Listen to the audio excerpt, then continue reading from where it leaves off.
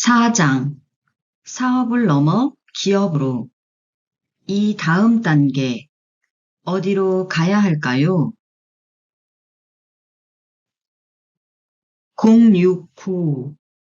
이 중에서 사장의 잘못이 아닌 것은? A. 불경기. B. 직원들 간의 불화. C. 경쟁업체 난립. D. 환율 상승. E. 이자율 상승. F. 전쟁. G. 횡령, 도난. H. 소송. I. 구인난. J. 임금 상승. 정답은 F. 전쟁 하나뿐이다. 나머지는 모두 사장 책임이다. 어떤 사람은 나머지들도 내 책임이 아니라고 생각되는 것들이 많다고 느낄 수 있다. 심지어 모두 내 책임이 아닌 것 같은 사람도 있을 것이다. 하지만 모두 내 잘못이다. 불경기에 안 되는 사업하는 내 잘못이다. 직원들 간의 불화는 관리나 고용을 잘못한 내 책임이다. 경쟁업체가 난립하는 사업색에 들어오는 것도 내 잘못이다. 환율에 취약한 비즈니스를 하는 내가 잘못이다. 이자율이 상승하면 누군가는 돈을 버는데 나는 손해를 보고 있다. 내 잘못이다. 횡령이나 도난은 내 관리 부족이다. 누구를 탓할까? 소송은 소송의 빌미를 준 내 잘못. 구인난 역시 다른 사장들은 이 와중에도 걱정하지 않는 사람이 있다. 임금 상승에 취약한 비즈니스를 하고 있으니 구인난이 와도 급여를 올려줄 수 없다. 모두 내 잘못이다. 거래처가 다른 곳으로 간 것도 내 잘못이다. 직원들의 운수사고가 계속 나는 것도 내 잘못이다. 임대료가 계속 오르는 것도 내 잘못이다. 갑질 고객을 만나는 것도 내 잘못이다. 이것이 내 책임이 아니라고 생각하면 불경기가 호경기가 될 때까지 기다리고 직원들은 책임감 없는 사람들만 들어온다고 생각할 것이다. 경쟁자가 망하기만 기다리고 미국이 이자를 언제 내리나 조바심만 내고 새 정권이 임금 억제 정책을 써주길 바라고 욕만 하고 있게 된다. 그러나 이런 모든 것이 모두 내 잘못이라고 생각하는 순간 개선할 방법이 나온다. 천주교 고백 기도문에 메아 쿨파, 메아 쿨파, 메아 막시마 쿨파, 즉 모든 것이 내 탓이오, 내 탓이오, 내 큰 탓이로소이다 로 돼 있는 고백의 기도가 있다. 다른 사람의 잘못을 대신하겠다는 뜻이 아니다. 남을 탓하기에 앞서 자신의 허물을 반성하고 성찰하기 위한 탄식의 문장이다. 당신이 당신 회사의 경영자로 최종 책임자라면 전쟁 이외에는 모두 당신 책임이라는 것을 받아들여라. 누군가는 불경기에도 경쟁업체가 난립하고 직원들 구하기 쉽지 않고 환율이 요동쳐도 여전히 사업을 키우는 사람들이 있지 않은가? 심지어 어떤 사람은 전쟁 중에도 성장해 나간다. 모두 당신 탓이다. 전쟁을 제외하고는 결국 당신이 이 모든 문제를 해결해야 할 사람이기 때문이다.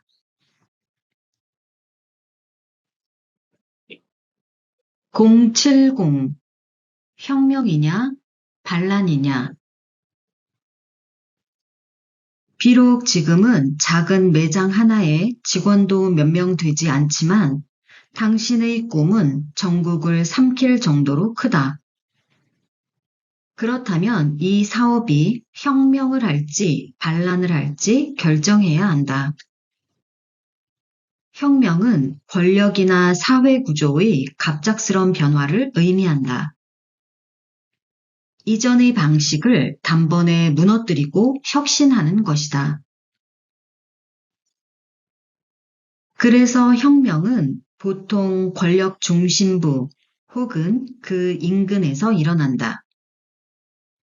사업에서 혁명처럼 변혁이 일어날 때도 한 나라의 수도 혹은 그 중에서도 시내 가장 번화가에서 일어난다. 불길처럼 타오르며 시내를 점령해 나가는 사업은 모두 수도에서 일어나 지방으로 세력을 확장해 나간다. 반면에 반란은 주로 변방이라고 칭하는 지방에서 시작해 그 세를 확장해 가며 수도를 점령하는 방식이다. 내 회사의 상품이 신기술이고 젊은 고객층을 상대하며 혹은 외국 상품이라면 수도에서 시작해 변방까지 가는 작전을 짜야 한다. 내 사업이 오래전부터 누구나 아는 사업을 개선해서 기존 경쟁자들을 무찌르는 사업이라면 변방에서 반란을 하듯 수도의 경쟁자들이 눈치채지 못하는 사이에 지방 한 곳을 먼저 장악해야 한다. 그곳에서 군대의 힘을 키워 인근 도시들을 계속 흡수하는 작전을 짜야 한다. 식당으로 예를 들면 감자탕, 김치찌개, 칼국수, 순댓국 같은 제품들은 변방에서 수도로 가는 사업군이다. 반면 스테이크, 카스테라, 아이스크림, 파스타, 에클레어 같은 제품들은 수도에서 브랜드를 알린 후 지방으로 가는 것이 순서다. 수도에서 시작하는 제품들의 장점은 강남대로에 몇 개만 깔아도 전국 브랜드로 커 나갈 수 있다는 점이다. 이때는 도미넌트, 즉 고밀도 다점포 전략을 펴야 한다. 고밀도 다점포 방식은 핵심 유통지역에 집중적으로 매장을 열어서 인원 배치나 물류 시스템의 생산성과 안정성을 유지하기 위한 것이다. 본사에서 적은 인원으로 전 매장을 관리하기 쉽고 유동 인구가 많은 곳에서는 불과 몇 개의 매장만으로 수십 개의 매장을 가진 회사처럼 브랜드 확장성이 생겨 홍보에 많은 이득을 볼 수 있다. 단점은 점포 하나의 임대료나 보증금 같은 자본이 많이 들고 처음부터 브랜드로 나타날 수 있도록 디자인까지 완벽해야 한다는 점, 그리고 수명이 짧다는 것이다. 빨리 불타는 모든 것은 빨리 꺼지기 마련이라서 오픈과 동시에 출구 전략을 갖고 있어야 한다. 변방에서 시작할 때는 그런 고민이 없다. 무조건 장사만 잘 되면 로고나 브랜드는 나중에 자본력과 함께 수정해 나가도 상관없다. 수도로 진격해 나가는 속도에 맞춰 군복도 사고 깃발도 만들고 군가를 만들어서 서울에 도착할 무렵이면 정규군이 되는 것으로도 충분하다. 변방에서 크는 회사는 전통적으로 오래 지속된 사업군을 장악한 사업이다. 유행에 흔들리지 않는 업종들이다. 이것은 변방에서 크는 사업의 가장 큰 장점이라서 대부분 사업이 대를 이을 정도로 길게 뻗어갈 수 있다. 처음부터 폼을 잡지 않아도 되기에 상대적으로 많은 자본이 필요하지도 않다. 이제 자신의 사업이 혁명적인 제품인지 변방의 제품인지 살펴보고 전국 시장 재패를 위해 전략을 고민해 보기 바란다. 071. 사장은 공포를 두려워하면 끝이다. 어떤 상황에서도 사장은 절대로 공포를 느끼지 말아야 한다. 내가 경험했던 모든 공포는 지나고 보니 모두 해결할 수 있는 것이었다. 이것이 사업이든 개인적 일이든 혹은 사회적 일이든 지금까지 죽지 않고 살아있다는 것은 견뎌냈고 견딜 방법이 있었다는 것을 반증한다. 젊어서 스쿠버 다이빙 라이센스를 받기 위해 물속 18m 호수 아래로 내려간 적이 있었다. 나는 겨우 혼자 10여 미터 허우적거리며 수영할 솜씨였다. 그러니 물속 깊은 곳까지 내려가 스쿠버 장비를 모두 벗은 후 다시 입는 마지막 통과 과정이 겁났다. 하지만 마음을 다잡고 수영장 안에서 배운 대로 긴장을 떨쳐버리자 거뜬히 시험에 통과할 수 있었다. 호수 바닥과 수영장 바닥은 어차피 물속이라는 생각을 하자마자 호수의 깊이는 아무런 공포를 주지 못했다.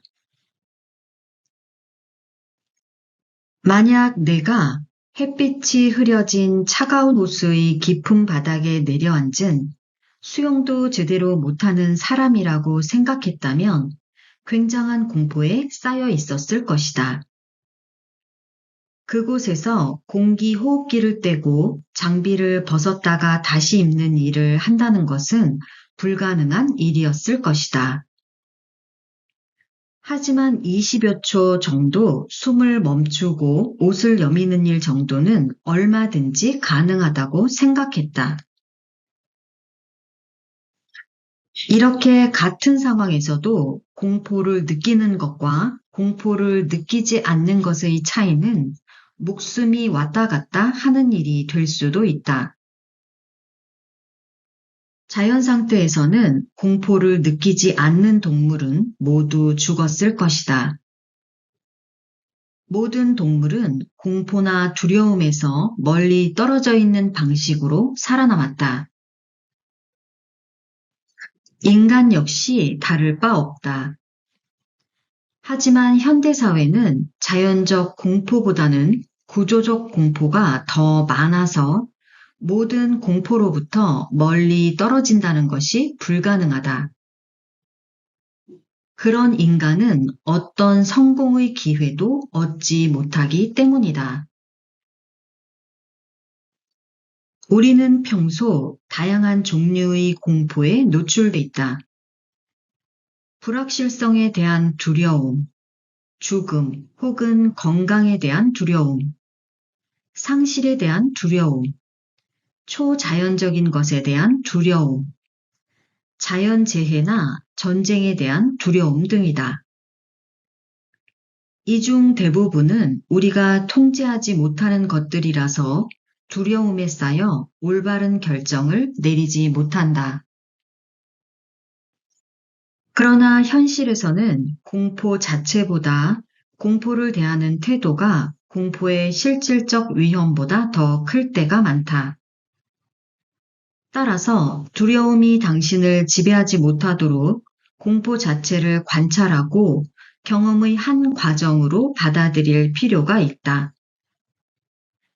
공포를 피하지 말고 정면으로 직시하는 용기를 가지면 오히려 삶에 많은 긍정적 변화를 가져올 수 있다. 부족한 것보다 가진 것에 집중하면 두려움과 공포도 줄고 올바른 판단을 하는데 큰 힘이 된다. 또한 실패를 하나의 성장 과정과 학습 기회로 보는 사고방식을 갖고 있으면 오히려 실패를 줄이고 공포를 느끼지 않을 수 있다. 모든 사람이 공포를 같은 방법으로 느끼지 않는다. 때때로 어떤 이들은 공포를 자연스럽게 받아들이고 심지어 즐기는 사람도 있다. 심지어 현대사회에서 공포는 사업이다. 세상의 거의 모든 공포는 사업과 연결돼 있다.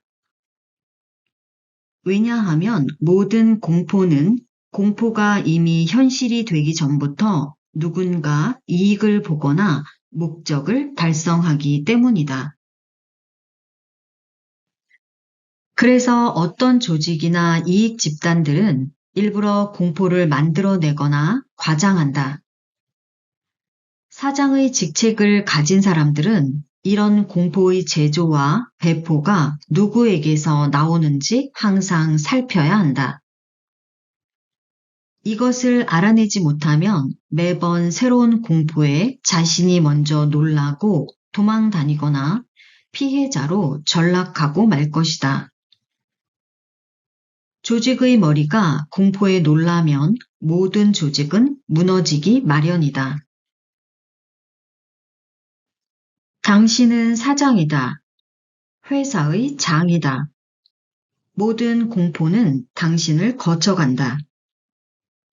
신문, 방송, 여론, 평판이라는 가면을 쓰고 당신에게 매번 다른 얼굴로 다가올 것이다. 이때 당신이 공포를 어떻게 대하느냐에 따라 당신의 회사는 성공과 실패의 방향으로 나올 것이다. 당신 자신이 공포의 피해자가 될 수도 있고 공포에 전혀 영향을 받지 않거나 심지어 공포의 이득을 볼 수도 있다. 결국 사장이라는 직책은 공포를 다루는 사람이다. 그러니 공포가 호랑이처럼 생겼어도 누군가는 물려 죽고 누군가는 가죽을 벗겨 팔고 누군가는 애완동물로 키운다는 사실을 상기해야 한다. 공포는 나를 죽일 수도 있고 도울 수도 있다는 사실을 받아들이면 생각보다 그렇게 공포가 두렵지 않고 만만해 보일 것이다.